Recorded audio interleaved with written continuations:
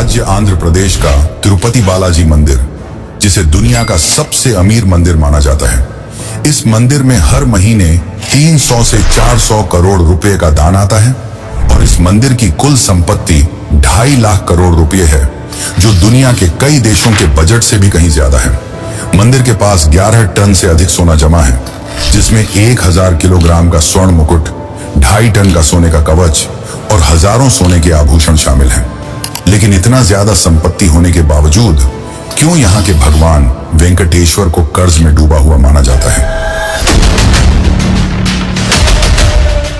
यह मंदिर भारत का ऐसा मंदिर है जो अपने अनसुलझे और चौंकाने वाले रहस्यों के लिए प्रसिद्ध है। यहाँ ऐसे ऐसे चमत्कार होते हैं जो विज्ञान और मानव सोच से परे हैं। यह मंदिर भगवान विष्णु के एक अवतार वेंकटेश्वर को समर्पित है और कहा जाता है कि यहाँ जो मूर्ति है वह खुद से प्रकट हुई है। इस मूर्ति के रहस्य भी चौंकाने वाले हैं। मंदिर के गर्भगृह में हमेशा पंखा चलता रहता है, जिस कारण यहाँ का तापमान हमेशा 20 डिग्री सेल्सियस ही होता है। इसके बावजूद वेंकटेश्वर भगवान की मूर्ति से हमेशा पसीना बहता रहता है, जिसे पुजारी थोड़ी थोड़ी देर में पोंछते रहते हैं। और साथ ही जब इस मूर्ति को चंदन के लेप से नहलाया जाता है तो इसकी छाती पर माता लक्ष्मी की आकृति दिखती है। तो क्या है इसकी असली सच्चाई? क्यों यह मूर्ति इतनी चमत्कारी है? एक और चौंकाने वाली बात तो यह है कि मूर्ति का पिछला हिस्सा देखने की सख्त मनाही है। माना जाता है कि इसके पीछे से गुप्त सुरंगें हैं। 1937 में एक युवा पुजारी रामानुजाचार्य इस मूर्ति के पीछे गए और वहां उन्होंने जो देखा वह हैरान करने वाला था। आखिर उन्होंने ऐसा क्या देखा?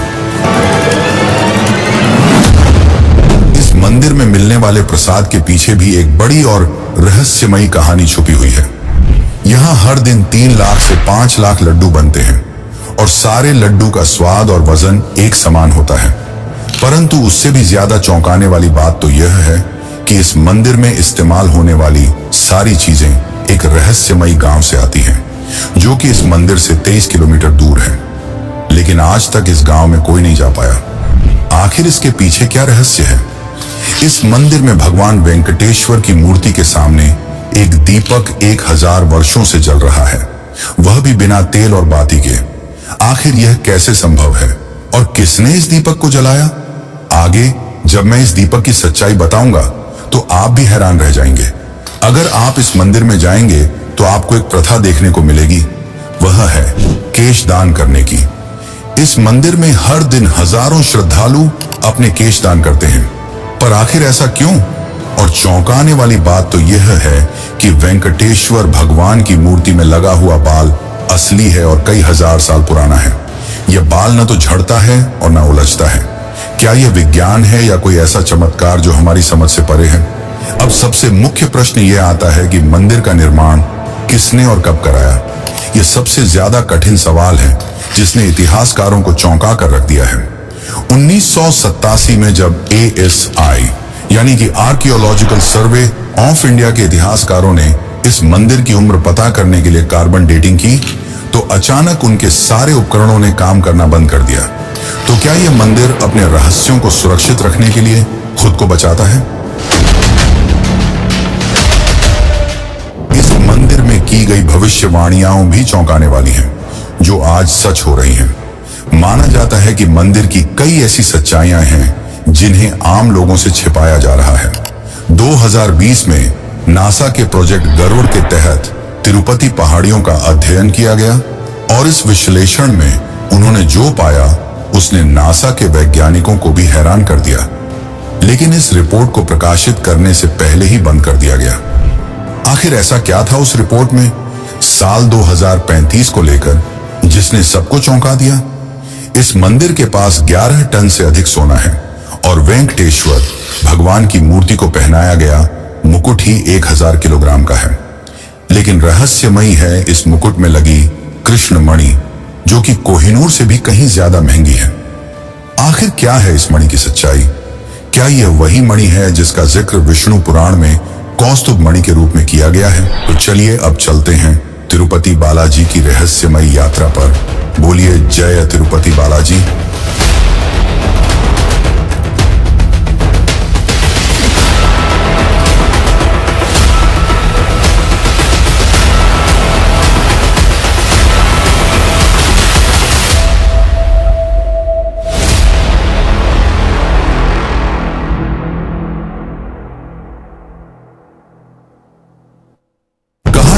कि इस मंदिर का निर्माण विजयनगर साम्राज्य के महान शासक कृष्णदेव राय ने करवाया था, पर यह सच नहीं है। इस मंदिर में वेंकटेश्वर भगवान की मूर्ति कहां से आई और इस मंदिर का निर्माण कब और किसने कराया, यह जानने के लिए हमें एक पौराणिक कथा को समझना होगा। इस कथा के अंत तक आपको मंदिर के रहस्यों की आधी सच्चाई खुद ब खुद समझ आ जाएगी। तो इस कथा को अंत तक जरूर देखें, क्योंकि यह आपको एक रहस्यमयी दुनिया की ओर ले जाने वाली है। पौराणिक कथाओं के अनुसार प्रलय के उस भयावह दौर की बात है जब समस्त पृथ्वी जलमग्न हो गई थी।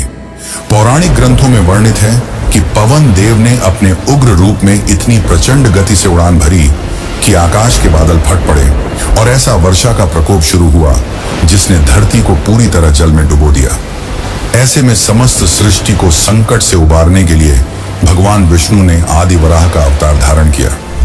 उस दिव्य वराह ने अपने विशाल दांतों से संपूर्ण पृथ्वी को जल के गर्भ से बाहर निकाला और उसे पुनः स्थापित किया।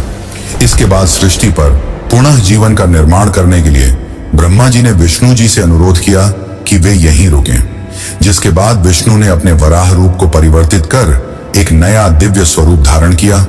4 भुजाओं वाला एक तेजस्वी स्वरूप जो साक्षात भगवान विष्णु का ही रूप था। इस स्वरूप में वे भूदेवी के साथ तिरुमला की पहाड़ियों पर निवास करने लगे। यहां उन्होंने मानव जाति को ध्यान योग और कर्म योग का ज्ञान देना शुरू किया। समय बीतता गया और कलयुग का आगमन हुआ। तब विष्णु इस लोक को छोड़ अपने बैकुंठ धाम वापस लौट गए, जिससे ब्रह्मा जी काफी चिंतित हो गए और उन्होंने नारद से अनुरोध किया कि वे श्री हरि विष्णु को वापस पृथ्वी पर लाएं। इसके बाद नारद जी गंगा किनारे पहुंचे। वहां उन्होंने देखा कि कुछ साधु गण एक गंभीर विषय पर चर्चा कर रहे थे। वे यह निर्णय नहीं कर पा रहे थे कि उनके यज्ञों का फल किस देवता को अर्पित किया जाए। तब नारद मुनि के सुझाव पर महर्षि भृगु ने त्रिदेव की परीक्षा लेने का निश्चय किया। सबसे पहले वे ब्रह्मा के पास गए, पर उस समय ब्रह्मा अपनी सृष्टि के निर्माण कार्य में व्यस्त थे, जिससे महर्षि काफी क्रोधित हुए और वहां से चले गए। जिसके पश्चात महर्षि शिव जी के पास पहुंचे। भगवान शिव ने जैसे ही महर्षि भृगु को देखा, वे प्रसन्न होकर उनका आलिंगन करने के लिए आगे बढ़े, किंतु भृगु ने उनके आलिंगन को स्वीकार करने से इनकार कर दिया और कहा, हे महादेव, आपने सदैव ही धर्म और वेदों की मर्यादाओं का उल्लंघन किया है। आप दुष्ट राक्षसों और असुरों को ऐसे वरदान देते हैं जिससे संपूर्ण सृष्टि को संकटों का सामना करना पड़ता है। इसीलिए मैं आपका आलिंगन स्वीकार नहीं कर सकता। ये सुनकर शिव क्रोधित हो उठे, किंतु माता पार्वती ने उन्हें शांत कर दिया। अंत में महर्षि भृगु बैकुंठ पहुंचे, जहां भगवान विष्णु शयन कर रहे थे और देवी लक्ष्मी उनके चरण दबा रही थी। भृगु ने क्रोध में आकर भगवान विष्णु की छाती पर जोरदार लात मारी, किंतु विष्णु ने शांत भाव से उठकर न केवल महर्षि से क्षमा मांगी, बल्कि उनके चरण दबाने लगे और पूछा, महर्षि, आपके कोमल चरणों को मेरे कठोर हृदय से चोट तो नहीं लगी? भगवान विष्णु की इस अद्भुत विनम्रता और सहनशीलता को देखकर महर्षि भृगु अत्यंत प्रसन्न हुए और उन्होंने घोषणा की कि अब से सभी यज्ञों का फल केवल भगवान विष्णु को ही प्राप्त होगा। इस घटना के बाद श्री हरि विष्णु ने तो भृगु को क्षमा कर दिया, पर इस अपमान से माता लक्ष्मी काफी क्रोधित हो उठी। उन्हें अपने पति का यह अपमान सहन नहीं हुआ और उन्होंने भगवान विष्णु से भृगु ऋषि को श्राप देने के लिए कहा, परंतु विष्णु तो धैर्य और क्षमा के सागर थे, इसलिए उन्होंने ऐसा नहीं किया। इसके परिणाम स्वरूप माता लक्ष्मी ने बैकुंठ लोक का त्याग कर दिया और तपस्या करने धरती लोक पर आ गई। वे कोल्हापुर नामक स्थान पर ध्यान करने लगी। इस बात से विष्णु जी अत्यंत दुखी हो गए। उन्हें बैकुंठ में सूनापन महसूस होने लगा।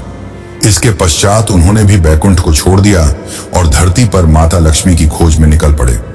वे घने जंगलों में भटकते, नदियों के तट पर बैठकर रोते, पर्वतों की चोटियों से पुकारते, किंतु लक्ष्मी का कहीं पता नहीं चला। थक हार कर वे वेंकटेश्वर पर्वत में एक वृक्ष के नीचे स्थित विशाल चींटी की बांबी के आश्रय में विश्राम करने लगे। उनकी यह दशा शिव और ब्रह्मा से देखी नहीं गई और उन्होंने उनकी सहायता करने का निश्चय किया। इसके बाद शिव जी और ब्रह्मा जी ने गाय और बछड़े का रूप धारण किया और माता लक्ष्मी के पास पहुंचे। माता लक्ष्मी ने उन दोनों को उस समय के शासक चोल राजा को सौंप दिया। राजा ने उन्हें अपने महल की पशुशाला में रखवा दिया और उनकी जिम्मेदारी एक चरवाहे को सौंप दी। कुछ दिनों तक दूध देने के बाद एक दिन वह गाय अचानक दूध देना बंद कर देती है। इसके बाद एक रहस्यमय घटना घटने लगती है। गाय रोजाना कुछ समय के लिए गायब हो जाती और लौटते समय उसका थन खाली मिलता। चरवाहा हैरान था।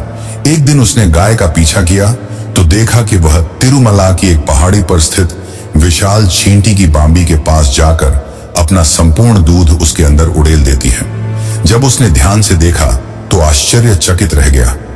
उस बांबी के भीतर स्वयं भगवान विष्णु विराजमान थे, जो उस दूध को पीकर अपनी भूख मिटा रहे थे। क्रोध में आकर चरवाहे ने गाय की ओर कुल्हाड़ी फेंकी। तभी एक चमत्कार हुआ। विष्णु तुरंत प्रकट हो गए और गाय को बचाने के प्रयास में कुल्हाड़ी उनके माथे पर जा लगी। तब श्री हरि विष्णु ने क्रोध में आकर उस चरवाहे को वहीं पर मृत्युदंड दिया।